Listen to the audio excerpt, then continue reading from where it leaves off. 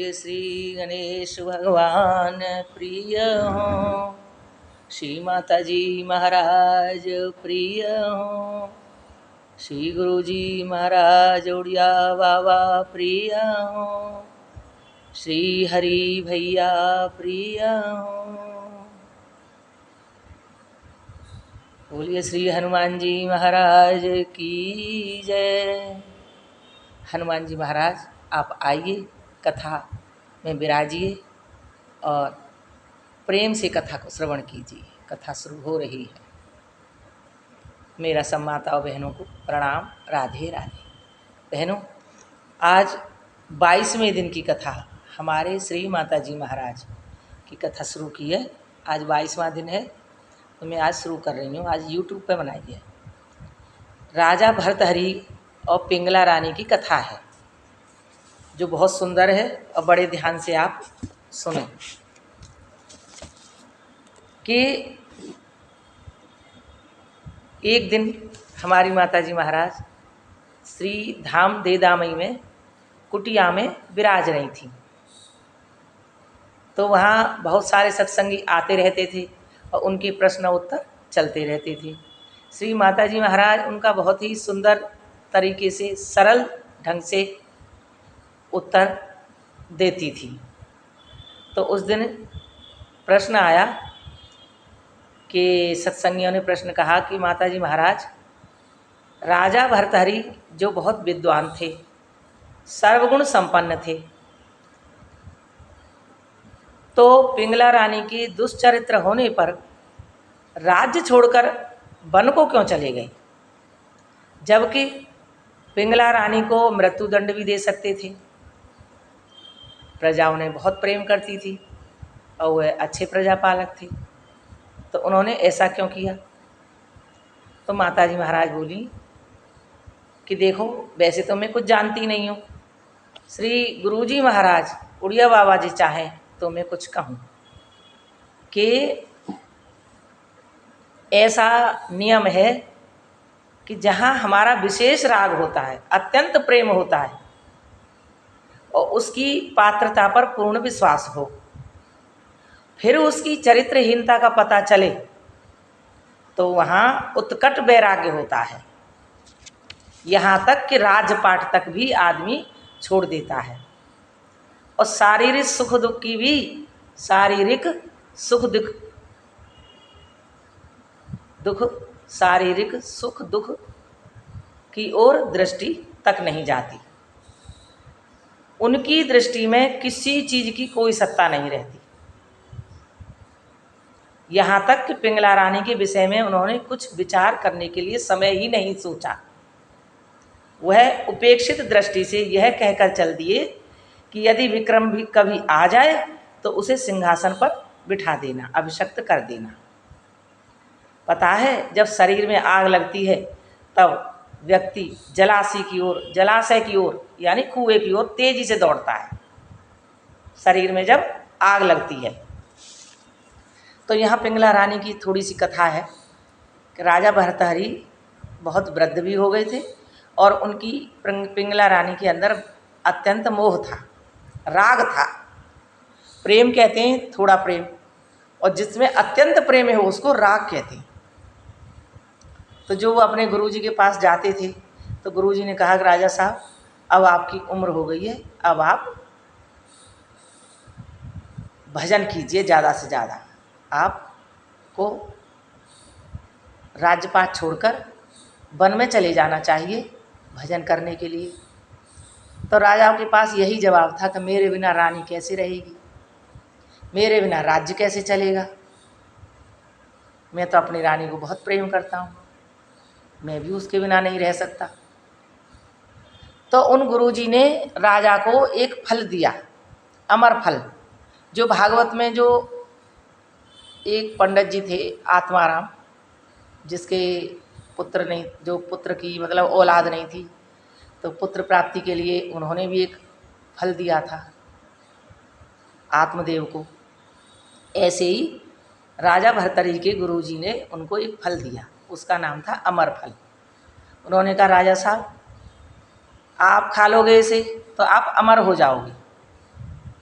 या तुम्हारी रानी खा लेगी तो वो रानी अमर हो जाएगी, तो तुम एक दूसरे के साथ सदा रहते रहोगे। यानी एक जो खाएगा वो अमर हो जाएगा, तो उसका डर नहीं रहेगा मरने के लिए। यदि मैं किसी को चाहती हूँ तो मैं चाहे चली जाऊँ, पर मेरे सामने वो नहीं जाना चाहिए जिसे मैं बहुत प्रेम करती हूँ। ऐसे ही राजा ने अमर फल लिया और अपने घर की ओर आ गए। वो सोचने लगे कि मैं क्या करूँगा ये फल खा के, मैं तो अपनी रानी को ये फल दे देता हूँ, क्योंकि रानी मेरे सामने न जानी चाहिए। यदि रानी को कुछ हो गया तो मैं कैसे रह पाऊँगा उसके बिना, इसलिए यह फल मैं अपनी रानी पिंगला रानी को दे देता हूँ। राजा ने यही सोचकर अपनी रानी को बुलाया और वह फल उन्होंने दे दिया कि रानी इसे खा लो, अभी खा लो। बोले नहीं, मैं खा लूँगी, अपने शयन कक्ष में खा लूँगी, ले जाती हूँ। रानी उस अमर फल को ले गई। अब क्या हुआ कि रानी एक जो घुड़साल में जो घोड़े की सेवा करता था एक व्यक्ति, उससे प्रेम करती थी। रानी ने सोचा कि मैं अपने उस प्रेमी को ये अमर फल दे देती हूँ, क्योंकि मेरे सामने उसको कुछ नहीं होना चाहिए, उसे कुछ हो गया तो मैं कैसे रह पाऊँगी जीवित। ऐसा सोचकर उसने उस घुड़सवार को अमर फल दे दिया। अब घुड़सवार किसी और को प्रेम करता था, एक वहाँ वेश्या थी, वेश्या को प्रेम करता था। उसने सोचा कि अगर मैं अमर हो गया तो मेरे सामने वो जाएगी ज़रूर, तो मैं उसके बिना कैसे रह पाऊँगा, इसीलिए यह फल मैं उस वेश्या को दे देता हूँ जिससे वह अमर हो जाए। मैं चला जाऊँ तो कोई बात नहीं, पर वो मेरे सामने नहीं जानी चाहिए। ऐसा सोचकर उस घुड़साल ने वह फल उस वेश्या को दे दिया। रात को उसके साथ मिलने जाता था रोज, वहाँ वह बहुत खातिर करती थी, बड़ा प्रेम करती थी। वेश्याओं का यही काम है। तभी तो मुरारी बापू जी कहते हैं कि ये प्रेम नगर है। अब प्रेम नगर किससे प्रेम करते हैं हम, ये हमारे ऊपर डिपेंड है। महाराज जी कहते हैं श्री मुरारी बापू जी कि प्रेम नगर मत जा रे मुसाफिर, प्रेम नगर मत जा, प्रेम नगर मत जा रे मुसाफिर, प्रेम नगर मत जा। क्यों? प्रेम नगर की सुंदर परियां, प्रेम नगर की सुंदर परियां, प्रेम नगर की सुंदर परियां, लाखों लोग लुभाए मुसाफिर, प्रेम नगर मत जा, प्रेम नगर मत जा रे मुसाफिर, प्रेम नगर मत जा। तो ऐसे ही आगे भी है, तो कथा बहुत बड़ी हो जाएगी, वीडियो बहुत बड़ी हो जाएगी, इसीलिए अब उस घुड़साल ने उसको दे दिया। अब वो अपना रात बिता के आ गया। वह वैसा सोचने लगी कि मैं तो वैश्या हूँ, मेरा तो ये लोग भी खराब और परलोक भी खराब, क्योंकि वैश्या की गति नहीं होती है, व्यभिचार करती है, इसलिए इस लोक में भी सब लोग उसे गिरी हुई नज़रों से देखते हैं, और मरने के बाद भी लोग उसे देखते हैं। उसका नाम इन्हीं बातों से गिना जाता है कि वो ऐसी थी। तो वो सोचने लगी कि मैं अमर होके क्या करूँगी, मुझे तो अमर होना ही नहीं है, बस मेरा जीवन तो ऐसे ही बीत जाए और दूसरा जन्म लूँ और मैं भगवान का भजन करूँ। और वह वैसे भजन भी करती थी। तो वैसे रात भर सोचती रही कि मैं खाऊं कि न खाऊं, क्या करूं, किसको दूं। तो उसने सोचा कि हमारे जो राजा भर्तहरि हैं, मैं उनको ये फल दे देती हूँ जिससे वो अमर हो जाएं, क्योंकि वो बहुत अच्छे राजा हैं, अपनी प्रजा का पुत्रवत पालन करते हैं। हम भी उन्हीं का दिया खाते हैं, सारी प्रजा सुखी हो जाएगी, इसीलिए मैं उनको ये फल दे देती हूँ। उसने रात भर नींद नहीं आई, वह जल्दी उठी तड़के और जल्दी से उसको अपने दामन में रख के राजा भर्तहरि के पास पहुँच गई। राजा ने कहा कि क्या बात है, बताओ। उसने कहा, राजा साहब, ये अमर फल है, मैं आपको देना चाहती हूँ। कि दिखाओ। राजा तो नाम सुन के ही एकदम सूख गया, अंदर से घबरा गया। दिखाओ क्या है। उसने दिखाया। राजा तो एकदम उसकी ऊपर की ऊपर सांस नीचे की नीचे फक पड़ गया और वह बैठ गया, उसका दम निकल गया। उसने कहा, ऐसा करो, तुम इसे ले जाओ, मैं सुबह दरबार जोड़ूंगा और उसमें तुम्हें बुलाऊंगा, तब तुम देना। ठीक है महाराज। असलियत तो उस वेश्या को मालूम ही नहीं थी कि क्या है। शायद वो उसे मालूम होती कि ये कहाँ से कहाँ तक आया है, तो वो शायद डर के मारे नहीं आती। सुबह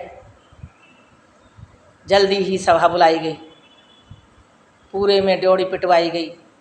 महाराज की आज सभा जुड़ेगी, जल्दी सब लोग आइए, ज़्यादा से ज़्यादा संख्या में आइए, ऐसा कहते हुए जल्दी ही सभा जुड़ी, क्योंकि राजा को चैन नहीं था। सभा जोड़ी गई और सब लोग, बहुत बड़ी संख्या में लोग इकट्ठे हुए। सोच रहे थे कि कोई ना कोई बहुत बड़ी बात है, इसीलिए सुबह सुबह सभा जोड़ी गई है, कोई खास बात होगी। राजा ने अपनी रानी को बुलाया सबसे पहले। रानी जी, आप बताइए कि आपने जो हमने आपको जो फल दिया था, अमर फल, वो आपने खा लिया? बोले, हाँ महाराज, हमने तो खा लिया। अच्छा। फिर उन्होंने उस वेश्या को बुलाया। वेश्या से कहा कि लाओ, जो तुम हमें देना चाहती हो। क्या देना चाहती हो? कि महाराज, ये अमर फल है, मैं आपको देना चाहती हूँ ताकि आप अमर हो जाएं और हम जो है अपने राज्य के राजा को देखकर, अमर देखकर निष्कंटक हो जाएं, क्योंकि आप बहुत अच्छे राजा हैं, प्रजा को बहुत प्रेम करते हैं, उनकी दुखों सुखों की परवाह करते हैं। उन्होंने कहा, लाओ दिखाओ। वेश्या ने जैसे ही वो अमर फल आगे किया, देखते ही रानी, पिंगला रानी का चेहरा सूख गया, सफ़ेद पड़ गया, काला पड़ गया। वह बहुत घबरा गई, अंदर से डर गई और एकदम बैठ गई, क्योंकि वह समझ गई कि ये तो मेरा ही दिया हुआ है, ये यहाँ कैसे पहुँचा। बात फैल गई पूरे में। उसी वक्त राजा ने राज्य त्यागा और जैसे प्यासा, बहुत प्यासा कुएं की तरफ दौड़ता है, ऐसी राजा के शरीर में अग्नि जलने लगी और राजा दौड़कर जंगल की तरफ भागे और कहने लगे कि यदि विक्रम आ जाए कभी तो उसे सिंहासन पर बिठा देना। जब शरीर में आग लगती है तो आप देखते हैं तब वह भागने दौड़ने लगता है। उन्होंने लिखा, जब वह जंगल में पहुंच गए और भजन करने लगे, अपने गुरु की शरण में पहुंच गए, वहाँ निरंतर भजन करते हैं शंकर भगवान का, और वहाँ जाके उन्होंने बहुत सारे ग्रंथ भी लिखे। उन्होंने लिखा, एक मंत्र है यहाँ पे, एक श्लोक है, मैं बोल रही हूँ। याम चिंतयामि सततम मयि सा विरक्ता साप्यन्यमिच्छन्ति जतं स जनोऽन्यसक्तः अस्मरकृते च परितुष्यति काचिदन्या धिक्तां च तं च मदनं च इमां च मांच। इसका अर्थ है, राजा भरतहरि जी कह रहे हैं कि जिस निरंतर मैं जिसकी चिंता किया करता हूँ, वह मुझसे विरक्त रहती है और किसी अन्य पुरुष से प्रेम करती है, और वह अन्य पुरुष भी किसी दूसरी स्त्री पर आसक्त है, और हमारे लिए कोई अन्य ही स्त्री प्राण दे रही है। इसलिए अन्य पुरुष से प्रीति रखने वाली अपनी स्त्री को धिक्कार है। कोई भी स्त्री हो जो अपने पति को छोड़कर अन्य पुरुष से प्रेम करती है, उसको धिक्कार है। और उस पुरुष को धिक्कार है जिसे वह चाहती है, और इस अन्य स्त्री को भी धिक्कार है जो मुझे चाहती है। मुझे पता ही नहीं पीछे पीछे क्या हो रहा है। और राजा साहब कह रहे हैं कि मुझे भी धिक्कार है और उस कामदेव को भी धिक्कार है जो मैं उसके लिए मर रहा हूं।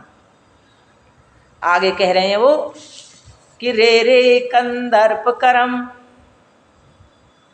कदर्पयसी किम को दंड टकारकई, रे रे कोकल कोमलई कलरवई किम त्वं प्रथा जल्पसी, मुग्धे स्निग्ध विदग्ध क्षेप मधुरैर्लोकः कटाक्षैर्लमं, चेतश्चुंबित चंदचूर्ण चरण ध्यानामृते वर्तते।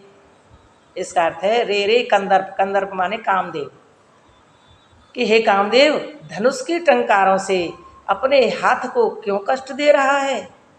अरे कोयल, तू अपनी वाणी कोमल वाणी क्यों व्यर्थ बड़बड़ा रही है। और अरे सुंदरी, अपने सुंदर चतुर और चंचल कटाक्षों को अब न फेंक, हटा ले। क्यों? क्योंकि अब मेरा मन चंद्रशेखर भगवान शंकर के चरणों में लग गया है, उन्हीं के ध्यान रूपी अमृत में मगन है।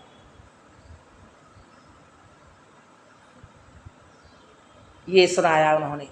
अर्थ सुनकर वे बहुत संतुष्ट हुए और उनको बहुत अच्छा लगा। फिर वह माता जी को बिठाकर गाड़ी में 2 बजे राजा भर्तरी के स्थान पर गए। 2 बजे तक मतलब समझ लो वह सत्संग चलता रहा। यहाँ तो श्री हरि भैया ने छोटे रूप में लिखा है, और वहाँ बहुत देर तक चर्चा चली थी यहाँ की, इस अर्थ की। वहाँ जहाँ राजा भर्तरी का स्थान है वहाँ निर्जन स्थान है। शेरों के भय से निरंतर वहाँ संत महात्मा अग्नि जलाकर रहते हैं। श्री शंकर जी का उसी समय का शिवलिंग है जहाँ महाराजा भर्तरी जी शंकर जी की उपासना में डूबे रहते थे। वहाँ उन्होंने नीति श्रृंगार और वैराग्य शतक लिखे थे जो बहुत ही सुंदरता से लिखे गए। माता जी महाराज फिर कह रही हैं कि वैराग्य उसे कहते हैं कि विषय पास होने पर भी राग न हो, इंद्रियों के समीप विषय रहने पर भी उनके भोगने की रुचि न हो।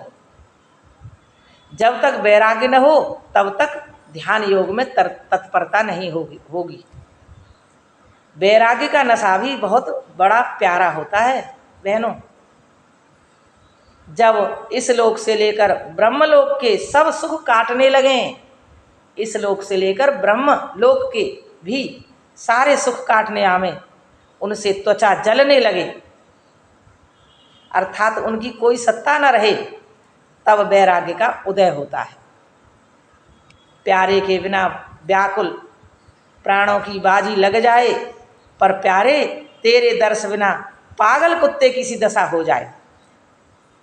प्यारे की कठोरता भी प्यारी लगे कि वह हमसे दूर ही भागे और प्राणांत सा मालूम पड़े, तो प्यारा भी बेचैन होकर बिना चुपटाए, बिना उसके पास आए उसे भी चैन न पड़े। किसको? अपने प्यारे को भी इतना वैराग्य हो जाए, इतना उसे लीन होकर याद करें।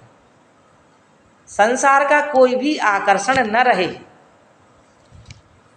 प्यारे का घनीभूत प्यार और प्यारे की कठोरता में सुख लगे। तो आज इस कथा को यहीं विराम दे रही हूँ। कल माता जी महाराज की कृपा से और पढ़ूँ। राम राम, राधे राधे, हरे कृष्ण कृष्ण कृष्ण हरे हरे, हरे राम राम राम हरे हरे, हरे कृष्ण कृष्ण कृष्ण हरे हरे, हरे राम राम राम हरे हरे। राधे राधे।